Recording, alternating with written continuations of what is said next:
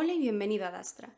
En este vídeo te hablaré de una de las partículas subordinantes más productivas del latín, el cum, y te explicaré cómo te lo puedes encontrar y cómo debes traducirlo en cada caso. Al final del vídeo, como siempre, encontrarás el esquema de la explicación. En primer lugar, te haré una pequeña introducción, y es que el cum puede funcionar bien como preposición o bien como conjunción subordinante. Cuando funciona como preposición, introducirá circunstanciales siempre en ablativo. Y estos circunstanciales podrán ser de compañía, en cuyo caso el circunstancial indicaría con quién se está realizando la acción, o de modo que indicaría cómo. Por otro lado, el cum también puede funcionar como conjunción subordinante, y en estos casos introducirá oraciones cuyo verbo podrá estar en indicativo o en subjuntivo. A continuación te voy a explicar qué tipo de oraciones introduce el cum cuando funciona como conjunción subordinante y empezaré por las oraciones cuyo verbo está en indicativo. Cuando el cum introduce una oración cuyo verbo principal está en indicativo, esta oración puede ser de dos tipos posibles. En primer lugar, puede ser temporal. Esto significa que el cum introduciría una oración subordinada adverbial, concretamente de tiempo, por lo que debería traducirse por cuándo. Vamos a ver un ejemplo. En esta oración encontramos un cum que introduce una oración subordinada con un verbo en indicativo, ya que esto es una tercera del singular del perfecto del modo indicativo. Por tanto, su valor es temporal. La traducción de esta oración sería: cuando conoció su itinerario, César movió el campamento. Pero el valor temporal no es el único que puede tener el cum cuando introduce una oración subordinada con verbo en indicativo, y es que también puede funcionar como relativo. Este es un caso menos frecuente, pero en ocasiones el cum puede sustituir a un pronombre relativo, de manera que introduce una oración subordinada, relativa o adjetiva. Y por tanto, la traducción de este cum será la del pronombre correspondiente. Vamos a ver un ejemplo. En esta oración tenemos otro ejemplo de un cum que está con un verbo en indicativo. Concretamente, este se trata de la tercera persona del plural del imperfecto de indicativo en voz pasiva. Sin embargo, en esta ocasión el cum no está teniendo un valor temporal, sino que está teniendo un valor de relativo porque se refiere a tempus, de manera que la traducción de esta oración sería: hubo un tiempo en que los hombres andaban errantes. Por tanto, aquí tienes los dos casos en que cum puede ir con indicativo, expresando bien valor temporal o bien haciendo la función de un relativo. Pero ¿qué ocurre cuando el cum introduce una oración cuyo verbo está en subjuntivo? Pues bien, en este caso tenemos hasta 4 posibles valores del cum. El primero de ellos es, de nuevo, el temporal. Este valor también lo encontrábamos en el indicativo, pero en el caso del subjuntivo hay una pequeña diferencia, y es que para que el cum más subjuntivo sea temporal debe cumplir una condición, y es ir acompañado del adverbio temporal tum. Y en este caso la oración subordinada se traduciría por precisamente cuando. El siguiente posible valor de cum más subjuntivo es el valor concesivo. En este caso, el cum introduciría una oración subordinada adverbial y se traduciría por aunque. Te voy a poner un ejemplo de esto. En esta oración tenemos una oración subordinada introducida por cum con un verbo que además está en subjuntivo, concretamente está en tercera del singular del imperfecto de subjuntivo, en voz pasiva. En este caso nos ayuda mucho saber qué valor tiene el cum, la oración principal, que significa: sin embargo, César no retrocedió. Por tanto, podrás ver que aquí el sentido concesivo y el sentido de aunque es el que más parece cuadrar en este tipo de oración, de manera que se quedaría: aunque se luchaba duramente o con fuerza o vehemencia, sin embargo, César no retrocedió. El tercer posible valor de cum más subjuntivo es el valor causal, que introduce por tanto una oración subordinada adverbial causal y que se puede traducir por puesto que, como o porque. Sin embargo, en esta ocasión, para traducirlo tendrás que prestar atención también al tiempo en que se presenta el verbo de la oración subordinada, que estará en subjuntivo. Si está en presente, deberás traducir el verbo de la oración subordinada en presente. Por ejemplo, si tienes esta oración, siendo sis la segunda persona del singular del presente de subjuntivo del verbo sum, deberás traducirlo por como eres o puesto que eres. Sin embargo, si el verbo que te encuentras en la subordinada está en pretérito perfecto, en español también deberás traducirlo por un pretérito perfecto simple. De manera que si te encontraras la oración de arriba, pero en pretérito perfecto, es decir, cum fueris, ya no tendrías que traducirlo por un presente, sino por un pretérito perfecto simple. Es decir, puesto que tú has sido o como tú has sido.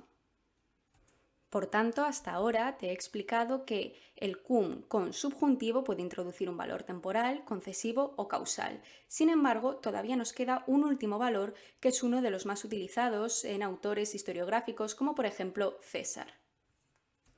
Y es el valor temporal causal, también llamado cum histórico. Como su propio nombre indica, este tipo de oración será una especie de mezcla entre una oración temporal y una oración causal, y en este caso el cum será el nexo de esta subordinada. Por otra parte, un aspecto muy relevante de este valor con cum más subjuntivo es su traducción. Y es que en cierta forma su traducción es muy parecida a la que encontrábamos en el ablativo absoluto, y también varía en función del tiempo en que se presente el verbo en subjuntivo. Así te puedes encontrar el cum histórico con una oración cuyo verbo esté en imperfecto de subjuntivo o en pluscuamperfecto de subjuntivo. Te voy a poner un ejemplo en cada caso. Voy a empezar por imperfecto de subjuntivo. Aquí tenemos una oración cuyo verbo principal es fecit y que contiene una subordinada introducida por cum y que además tiene un verbo que está en tercera del singular del imperfecto de subjuntivo en voz activa. ¿Cómo podrías traducir un cum temporal causal que está en imperfecto? Pues bien, aquí tienes dos opciones que son las más simples. En primer lugar, lo puedes traducir por un gerundio simple. Es decir, cum hostes videret sería viendo a los enemigos, llevó a cabo el ataque contra ellos. De manera que simplemente lo puedes traducir por un gerundio, viendo. Pero también tienes otra opción, y seguramente esto te recuerde al ablativo absoluto que te mencionaba antes, y es que lo puedes traducir por al más un infinitivo simple también. Esto es, al ver a los enemigos. Si te fijas, estas dos traducciones evidencian de forma muy clara el valor tanto temporal como causal de nuestro cum, puesto que al decir viendo a los enemigos o al ver a los enemigos, estamos diciendo en realidad cuando vio a los enemigos, llevó a cabo el ataque contra ellos, pero también podría ser porque vio a los enemigos o como vio a los enemigos, realizó el ataque contra ellos, de manera que es un significado dual el que encontramos aquí. Y en el caso del empleo del imperfecto de subjuntivo, además también encontramos en las dos traducciones una idea de presente, que en muchos casos hará referencia más bien a un presente histórico, ya que, como he dicho antes, este tipo de construcciones son muy habituales en textos historiográficos y en autores como César. Pero para que el cum introduzca una oración subordinada de cum histórico, el verbo también puede ir en pluscuamperfecto de subjuntivo. Vamos a ver el mismo ejemplo que antes, solo que cambiando de tiempo. Aquí tienes la misma oración que antes, solo que, evidentemente, el verbo se ha cambiado de tiempo verbal y ahora lo encontramos en tercera del singular del pluscuamperfecto de subjuntivo y de nuevo en voz activa. ¿Cómo puedes traducir un cum histórico cuando te lo encuentras en pluscuamperfecto de subjuntivo? Bueno, pues en realidad se parece mucho al caso en que te lo encuentras en el imperfecto, pero cambia un poco el matiz temporal, digamos. Es decir, lo podrás traducir por un gerundio, pero esta vez compuesto, lo que sería habiendo visto a los enemigos, o de nuevo por al más infinitivo, solo que en esta ocasión el infinitivo deberá ser un infinitivo compuesto, que sería al haber visto a los enemigos. Observarás, por tanto, cómo las traducciones son muy parecidas en ambos casos, tanto si te lo encuentras en imperfecto de subjuntivo el verbo como si te lo encuentras en pluscuamperfecto. Pero también te habrás dado cuenta de que el único matiz que cambia es el matiz temporal, ya que mientras que en el caso del imperfecto las traducciones expresaban una idea de presente, en el caso del pluscuamperfecto estas expresarán una idea de pasado. Por tanto, y recapitulando, cuando te encuentres con un cum con un valor de conjunción subordinante cuyo verbo además esté en subjuntivo, este podrá tener un valor temporal, un valor concesivo, un valor causal o un valor temporal causal, también conocido como cum histórico. Ahora, después de haberte explicado cuáles son los posibles valores del cum en indicativo y en subjuntivo, voy a acabar explicándote ciertas locuciones que te puedes encontrar con cum, también especialmente en textos historiográficos y en autores como César. Pues bien, las posibles locuciones o construcciones que te puedes encontrar con cum son, entre otras, cum primum, cuyo significado es tan pronto como, cum maxime, que significaría precisamente cuando, que es en cierto modo la misma traducción que encontrábamos antes, cuando el cum con subjuntivo podía tener un valor temporal acompañado del adverbio tum. Otra posible locución con cum es cum tum, precisamente, que cuando funciona como locución significa por una parte y por otra. Y por último encontramos una cuarta locución, algo menos habitual, pero más curiosa con el cum, que sería cum alia multa, tum hoc, etc. Cuando te encuentres con esta expresión deberás traducirla por entre otras muchas cosas, especialmente esta.